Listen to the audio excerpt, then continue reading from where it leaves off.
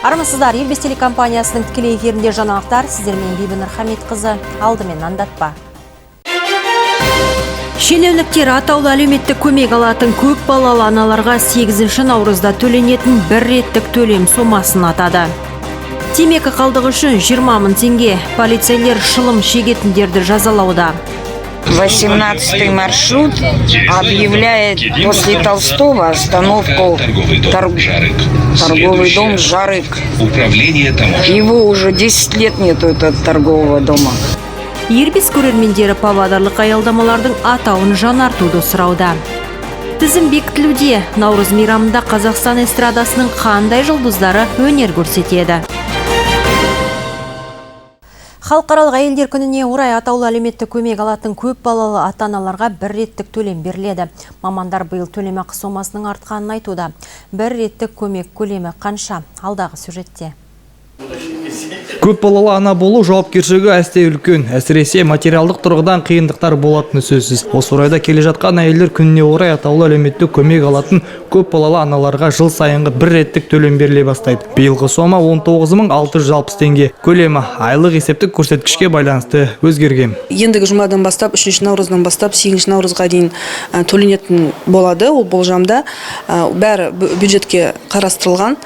Сондықтан осы көмекті егерде қандай да сұрақтар болған болса, осы ауданды мен қала мен аудандардың жұмыспен қамту және әлеуметтік бағдарламалар бөлімдеріне телефон номерлеріне хабарласса болады, немесе осы басқармаға 32-40-90 телефон номері бойынша звондасып сұраса болады.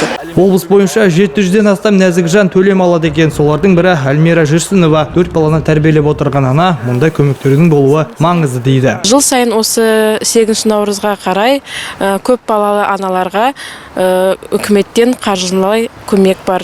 Сол үшін үлкен рахмет айтамын. Кішігірім болса да бізге ол көмек үлкен. 2 қызым бар. Соларға да сыйлық алармын ала жатса. Жыл сайынғы төлем барлық көп балалы аналарға берілмейді. Тек 1-тоқсандағы атаулы әлеуметтік көмек алушылардың есеп шоттарына қаражат аударылады. Бекбол Мырзахан, Герман Сосновцев, Ербес телекомпаниясы.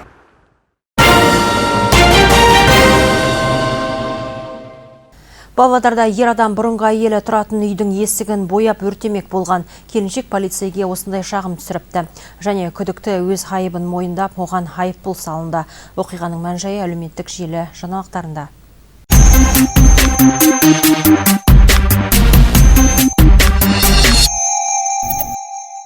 59 жастағы ер адам бұрынғы азаматтық жұбайының есігін бояп, бенгал шамдарын жаққан үшін әкімшілік жазаға тартылды деп хабарлайды ERBESTV.KZ тілшісі. Оқиға 2024 жылдың 31 желтоқсанында болған. Ер адам қарым-қатынастарын қалпына келтіруге тырысса керек. Жаңа жыл қарсаңында әйелдің үйіне келгені бейнебақылау камерасына түсіп қалыпты. Сотта ер адам кінәсін мойындап, шығынды өтеуге уәде берді. Оның әрекеті ұсақ бұзақылық деп танылып, 78.640 теңге айыппұл салынды.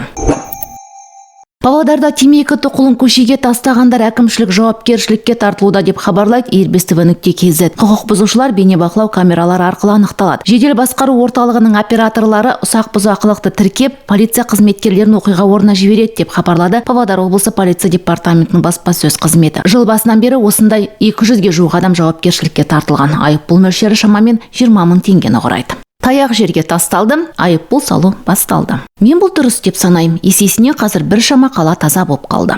Өздері темекі шекпей ме екен?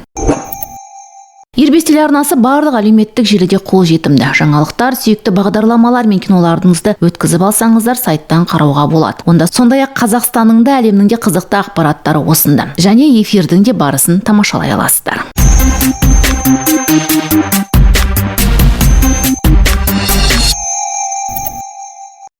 Павлодарда алғаш рет Наурыз мерекесі күндіз де кешке де атап өтіледі. Мереке 21 наурызда шағын аудандарда басталады. Ал негізгі думан дәстүр бойынша 22 наурызда орталық алаңда жоспарланған. Нақты басталу уақытын тілшіміз анықтады.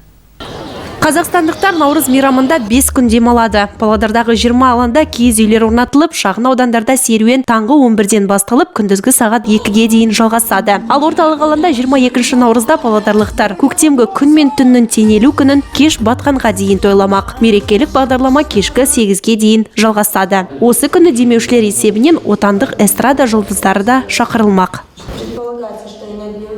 Күндізгі және кешкі бағдарламада қазақстандық эстрада жұлдыздары өнер көрсетеді деп болжануда. Бүгінгі күні тұрармен келісім бар. Қалған жұлдыздар бойынша демеушілермен бірлесіп келісудеміз. Олар бізбен бірге осы мереке күндеріне жұлдыздарды шақыруды пысықтайтын болады.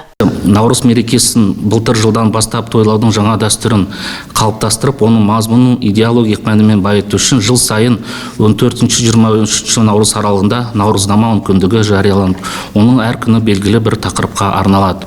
Наурыздың 22-сінде орталық алаңда көрме қойылған 10 киіз үй бой көтереді. Айта кетейік, көктемнің алғашқы күнінде қайырымдылық керуені акциясы бастау алады. Сонымен қатар 8 наурыз күні нәзік жандылар үшін барлық мәдениет ошақтарына кіру тегін. Ал салтанатты жиын 7 наурызда Естай атындағы мәдениет сарайында өтеді. Онда Медеу Арымбаев өнер көрсетпек. Альфия Аумарова, Максим Носков, Ирбис телекомпаниясы. Алғыс айту күні аймақ дамуына үлес қосқан жандарды марапаттады. Ол туралы шағын үзілістен соң қазір жарнама.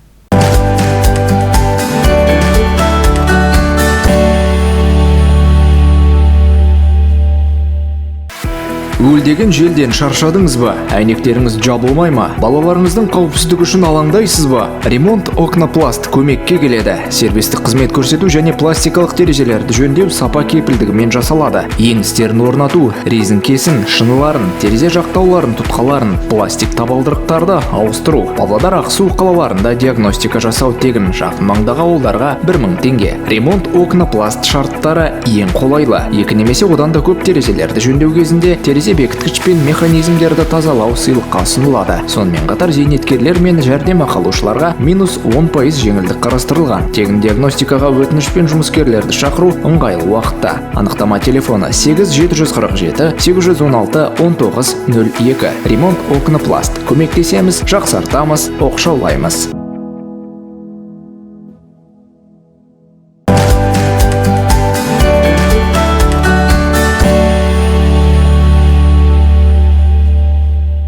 Ақсуда RG компаниясымен ұйымдастырылған туған қала жобасының кезекті маусымының қорытындысы шығарылды.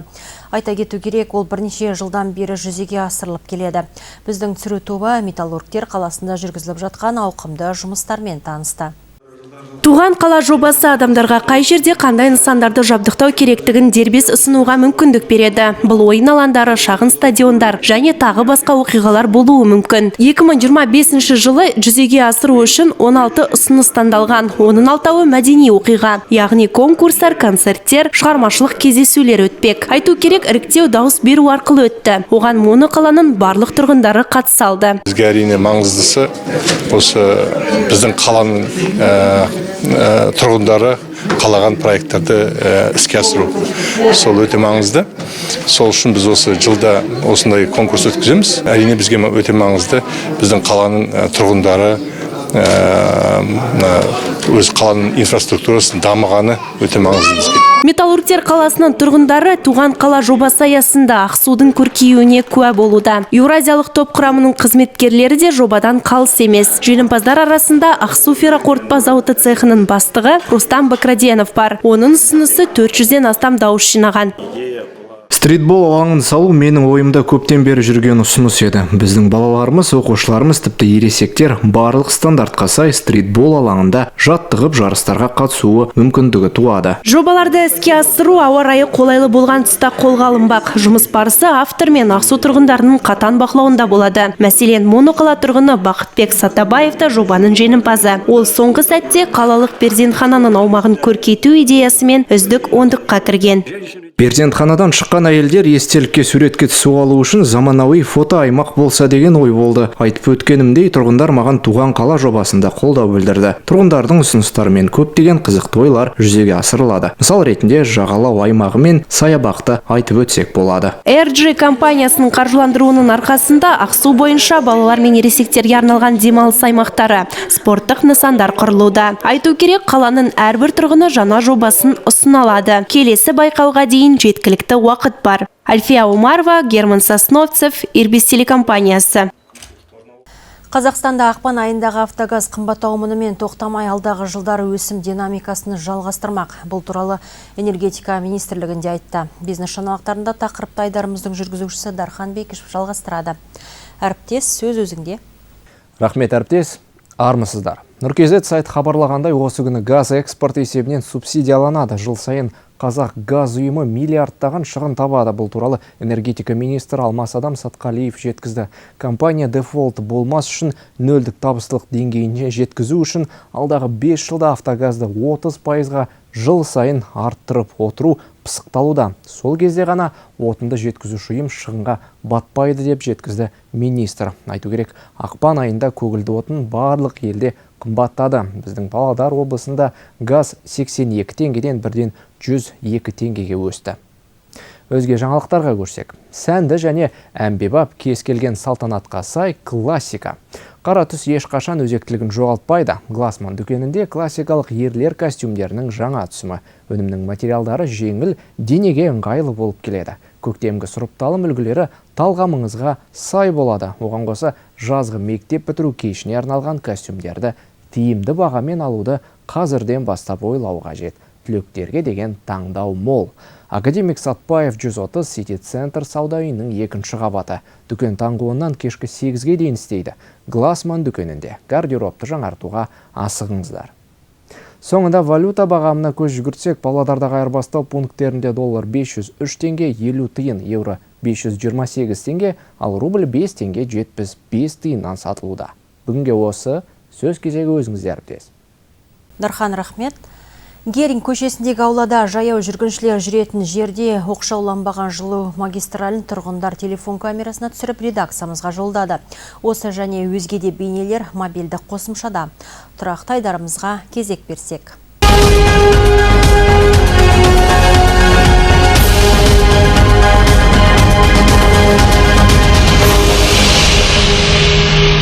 Гагарина 40. Вот сделали евро вот этот мусорку.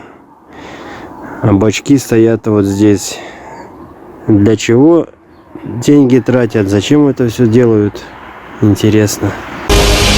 18-й маршрут объявляет после Толстого остановку торговый дом «Жарык». Его уже 10 лет нету, этого торгового дома. Поменяйте, пожалуйста, объявление об остановках. Сатпаева 27. Целый день горит свет. Для кого он интересно? А потом нам это за электроэнергию присылают. Это что такое? Что за беспредел? Вот вся улица горит свет, начиная с 11 часов утра. Это что такое? Примите меры. Напротив Геринга 4, вот теплотрассы, по ней люди проходят. Она даже Геринга 4. Теплотрасса. Чем-нибудь на закрытие.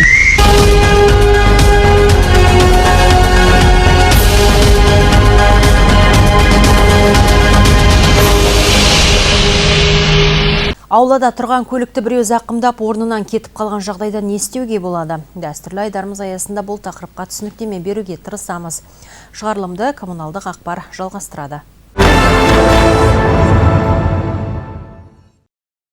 Тұрақтағы көлікке біреулер зақым келтірсе, бірден 102-ге қоңырау шалу қажет. Тәртіп сақшылары жол көлік оқиғасын тіркейді. Полицейлер ізін суытқан көлік жүргізушісін анықтауға кіріседі. Ол табылған жағдайда заң бұзушыға 50 айлық есептік көрсеткіш, немесе 196 мың теңге көлемінде айыппұл қарастырылған. Жоспарлы жұмыстар кестесіне сәйкес жарық құралдарының ағымдағы жөндеуіне байланысты Бекмаханов 31 және Абай 83, 110 бөлшек бір мекен жайындағы үйлері уақытша жарықсыз қалады. Жөндеу жұмыстары таңғы 9-дан 17:00-ге дейін жалғасады.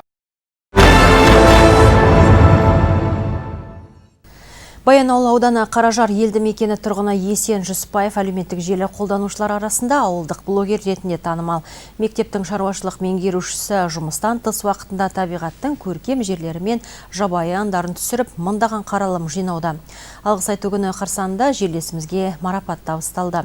Салтанатты шара 1 наурыз Қазақстан Халқы Ассамблеясының және Аманат партиясының құрылған күні атап өтілді. Қаражар ауылының тұрғындары Есен мен Зора Жүсіпбаевтар 6 баланы тәрбиелеуде. Жанұя тұрмыстық өмірлерін ғана емес, көркем Баян ауылдың табиғатын, жабайы аңдарды бейнеге түсіріп, желі қолданушыларды таңғалдыруда. Жарияланымдар мыңдаған көрсетілім жинап, өңір азаматтарының ғана емес, бүкіл қазақстандықтардың жылы лебіздерін алуда. Аманат партиясының облыстық штабында өткен алғыс айту салтанатты жиынында Жүсіпбаевтар әулетіне де марапат табысталды. Енді Баян ауылдың жеті табиғатын білесіздер ғой. Ол жерде түсірмеске болмайды. Бұрын негіз бала кезімізде әкеміз фотограф болған, әуесқой. Содан осы кейін енді пленочный бітіп қалды да, сосын кейін цифровой не шыққаннан кейін сол кезден бастап түсіреміз. Сосын Instagram аша бастадық. Қазір ұлым дронмен түсіретін болды. Сол табиғат, жабайы жануарлар парақшамыз. Салтанатты жиында спорт, мәдениет, білім және ғылым саласында өз үлестерін қосқан қарапайым жерлестерімізге құрмет көрсетілді. Шара 1 наурыз Қазақстан Халқы Ассамблеясының Аманат партиясы жалпы құрылған күні және алғыс айту күніне орайластырылған еді. Те ваши достижения, которые... Сіздердің жетістіктеріңіз әртүрлі салада қол жеткізілгенімен мақсаты ортақ, еліміздің дамуы үшін әрбіреуіңіз күнделікті өз үлестеріңізді қосып жатырсыздар. Сондықтан бір-бірімізге алғыс айтып, жылы лебіз білдіру маңызы зор. Кішіпейілдік, кешірімді болу, алғыс айта білу қазақ бойына дарған ерекше қасиеттердің бірі. Сондықтан көктемнің алғашқы күні жылдан жылға халық асыға күтетін сүйікті мейрамдардың бірі болып барады. Тархан Бекешев, Максим Носков, Ирбис телекомпаниясы.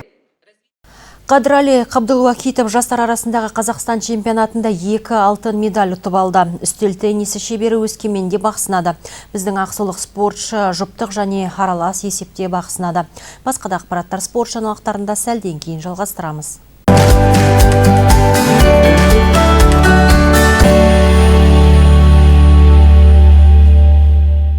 Экспресс автосервисі биіктігі шамамен 4 метрлік. Ресейлік, корейлік, қытайлық, европалық және жапондық өндірушілер, жолаушылар, коммерциялық көліктерге жөндеу және техникалық қызмет көрсету қызметтерін ұсынады. Шанақты бояу, дәнекерлеу жұмыстары, компьютерлік диагностика, жүріс бөлігін, қозғалтқыштарды қысқа мерзімде жөндеу, жылытқыштарды жууды орындайды. Дөңгелектердің геометриясын тексеру, дөңгелектерді орнату мен теңестіру. Автосервис өзге ұйымдарды келісімшарт негізінде жұмыс жасауға шақырады. Мекен жайы: кіші айналма жолы 4/5. Байланыс телефоны 8771 425 7002 8771 475 7002.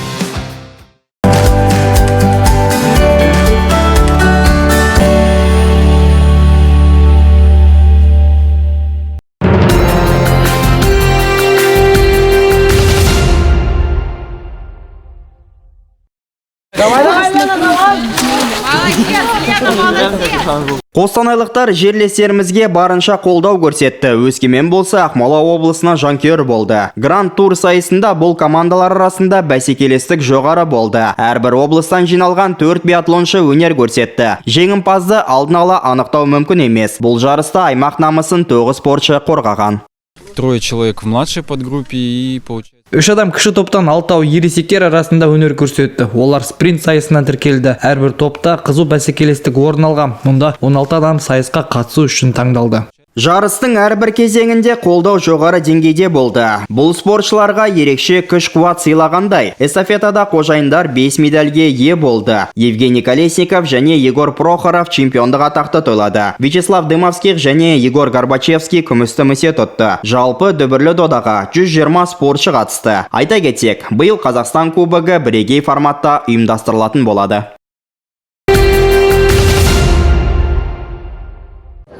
Ел біріншілігіне көптеген мықты командалар келген. Мұнда жастар мен юниорлар тобының спортшылары үздік атақ үшін таласты. Павлодарлықтар жақсы нәтижеге қол жеткізген дейді бапкерлер. Ортақ командалық есепте 4-ші орынға жайғастық. Жыл сайын қосалқы спортшылардың саны бойынша мәселе бар. Негізгі команда 17-18 жастағылар. Жекесінде 4 медальге ие болдық. Барлық жеңіл атлеттер болашақта ел намысын қорғайды деген сенімдеміз. Юниорлар біріншілігінде павлодарлықтар алтынмен апталды. Иван Назарчук 60 метр спринтте мәреге бірінші келді. Енді ол Қазақстан намысын бүкіл әлемді гимназиадада қорғайды. Дүбірлі дода Сербияда өтеді. Қаржыландыру мәселесіне қатысты оның жол жүруі екі талай. Жастар чемпионатында біздің екі жерлесіміз чемпиондық атаққа қол жеткізді. Кристина Ермола және Мария Шувалова өз қашықтығында топ жарды. Екі ұлттық жарыстың қорытындысы бойынша жеңіл атлеттеріміздің қоржынында жалпы 15 жүлде бар.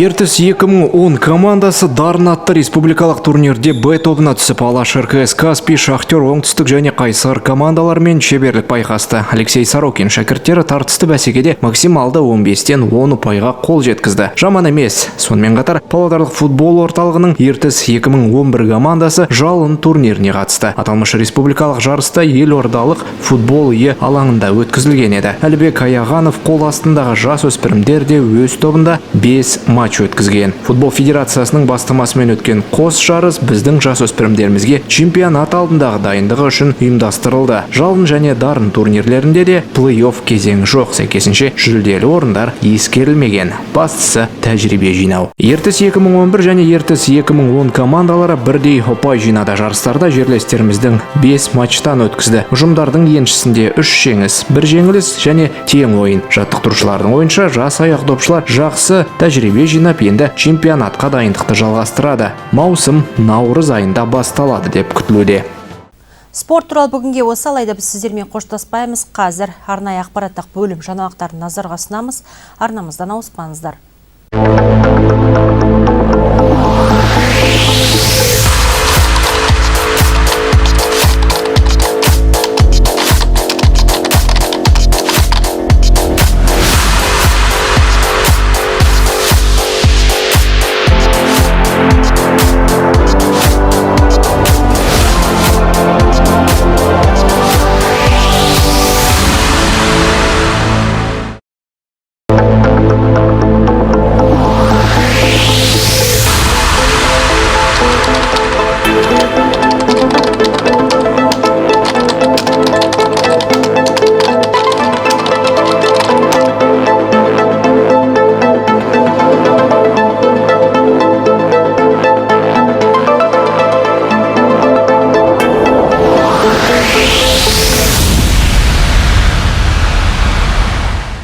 Бүгінгі күннің маңызды ақпараттар осындай болды. Сіздер үшін студияда жұмыс істеген Бибінұр Хамитқызы. Жақсы күндерде жолыққанша.